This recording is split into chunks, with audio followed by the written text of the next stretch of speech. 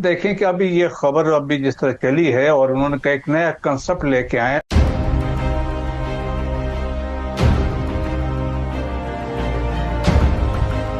ये कोई तरीका नहीं है, मगर हिंदुस्तान बाज नहीं आता है।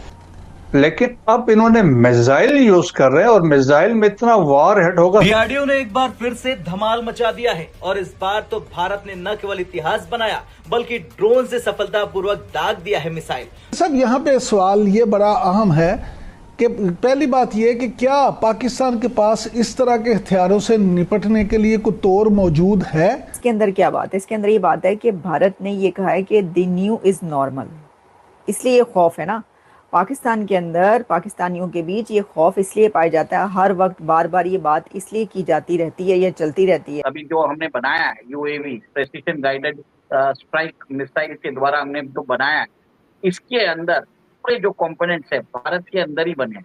ये मेक इन इंडिया के हिसाब से भारत के अंदर जो ऑटोनोमस स्ट्राइक कैपेबिलिटी है, एक सिग्निफिकेंट माइलस्टोन बताया जा रहा है। Indian air force IAF conducting large scale military exercise in Rajasthan near Pakistan border। ये जो अभी unmanned aerial vehicle precision guided enemy strike जो मिसाइल्स है, जो हम यूएवी के द्वारा हम स्ट्राइक कर सकते हैं एनिमी पे, एक तरह से सिग्निफिकेंट माइलस्टोन है भारत।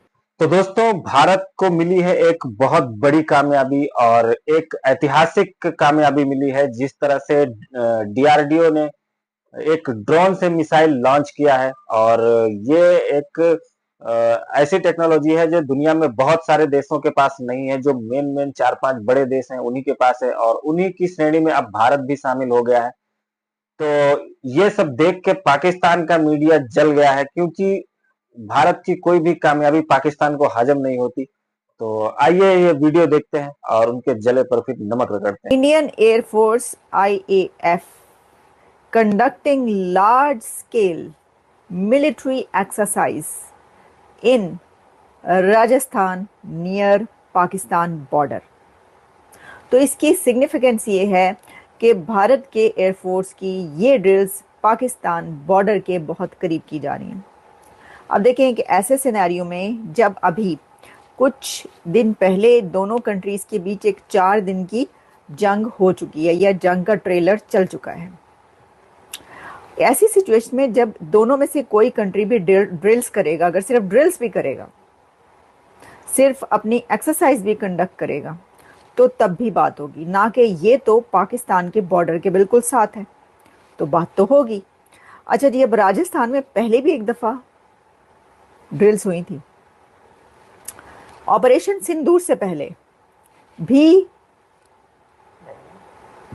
इंडियन एयरफोर्स की तरफ से एक्सरसाइज कंडक्ट की गई थी, लेकिन वो सिर्फ भारतीय एयरफोर्स की तरफ से ही नहीं की गई थी। अगर आपको याद हो, पाकिस्तान की तरफ से भी एक्सरसाइज कंडक्ट की गई थी, मशकें जारी थी, मशकें हो रही थी उसमें, बल्कि पाकिस्तान और चाइना ने मिलकर भी कोई एक्सरसाइज की थी। अच्छा, उस वक्त भी ऑपरेशन सिंदूर से पहले भी इंडिया ने एक्सरसाइज की थी, इंडियन एयरफोर्स की तरफ से एक्सरसाइज की जा रही थी, ड्रिल्स हुई थी। तो उसके फौरन बाद हमने ये देखा कि ऑपरेशन सिंदूर हुआ। अच्छा, उससे अगर आप और भी पीछे चले जाएं, आप बालाकोट तक भी पहुंचे, तो बालाकोट की स्ट्राइक से पहले भी इंडियन एयरफोर्स ने ड्रिल्स की थी।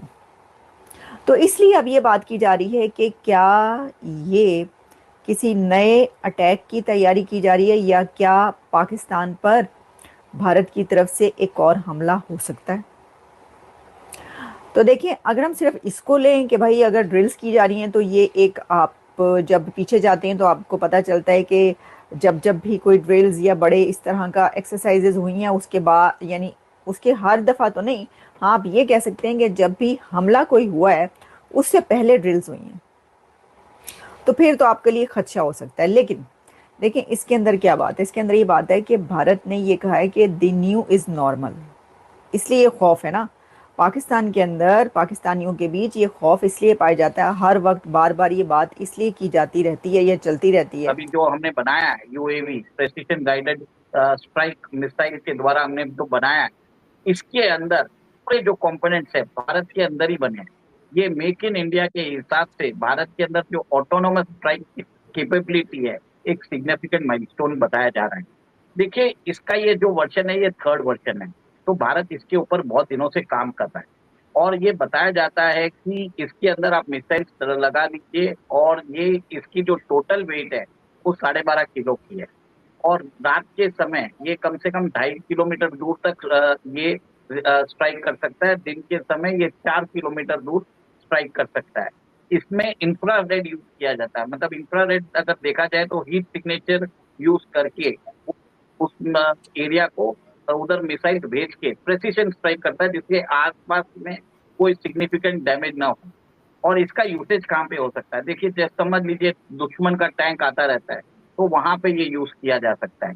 बंकर को बस्टिंग के लिए भी यूज किया जा सकता है, फिर प्रेसिशन टारगेट्स के लिए भी यूज किया जा सकता है। समझ लीजिए अगर हमारे इंडियन ओशन रीजन में पाकिस्तान का कोई शिप वॉरशिप आ जाता है तो आप इसको भेज दीजिए और वहां से जाके दूर से ही 4 किलोमीटर दूर ही आप उधर मिसाइल छोड़ दीजिए, तो ये सीधा जाके वो उस शिप को डिस्ट्रॉय कर देगा। ये एक मैंने तरह से उदाहरण दिया है। इसमें क्या है, यूएवी होने से हमारे जो सोल्जर्स की जान है वो एक तरह से सुरक्षित होती जाती है। Significant loss of human life हमारा भी नहीं होता है और एनिमी में भी नहीं होता है। हमें प्रिसीजन गाइडेड इसके लिए किया जाता है कि हम परफेक्ट आदमी को एलिमिनेट करने की कोशिश कर रहे हैं। आपने भी देखा होगा कि ऑपरेशन सिंदूर में हमने 22 मिनट में आपने देखा कि कैसे we had strike 9 to 11 location strike किया था। सिमिलर चीज इस बार आप देखेंगे नेक्स्ट टाइम, अगर हमको हाफिज सईद को उड़ाना है, अगर हमको मालूम पड़ जाएगा वो वहां पे है, हम अपना ड्रोन भेज देंगे और सीधा उधर जाके सिर्फ हाफिज सईद को उड़ाएगा। नेक्स्ट टाइम इतनी ज्यादा चीजें नहीं हो। मैं इसके लिए बता रहा हूँ कि लोगों को समझ में आ तो जाएगा कि निशी, क्या मैं यही सवाल मैं जानना भी चाह रही थी फॉर पीपल्स अंडरस्टैंडिंग कि क्या ये जो पूरा सिस्टम है ये इंडिया को एक टैक्टिकल एज दे सकता है इन मॉडर्न वॉरफेयर अगेंस्ट जैसे बॉर्डर है हमारा चाइना और पाकिस्तान का, उस पे?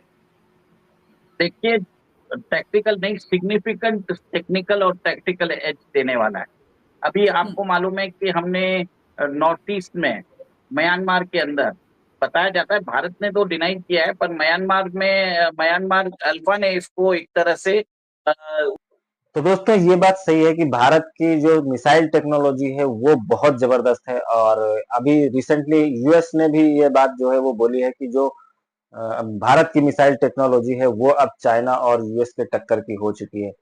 ड्रोन टेक्नोलॉजी में कहीं ना कहीं भारत पीछे था और अभी भी जो बहुत बड़े कंट्रीज हैं यूएस वगैरह, इनसे ड्रोन टेक्नोलॉजी में थोड़ा पीछे ही है भारत, लेकिन एक पहल हो चुकी है और ड्रोन टेक्नोलॉजी में भी बहुत जल्द भारत एक अच्छी जो है वो अचीवमेंट हासिल करेगा। फिलहाल ये भी अचीवमेंट जो है वो ऐतिहासिक है और जिस तरह से भारत ड्रोन के मामले में दूसरे देशों पर डिपेंड रहता था, इजराइल, यूएस वगैरह, अब भारत धीरे धीरे करके सब मेक इन इंडिया के अंतर्गत बना रहा है ड्रोन मिसाइल और यहाँ तक कि जो युद्धपोत है वो भी बना रहा है। तो भारत सेल्फ डिपेंड होना चाहता है और कोई भी जो टेक्नोलॉजी भारत के पास नहीं है वो खुद बना करके ही आगे बढ़ने की कोशिश कर रहा है।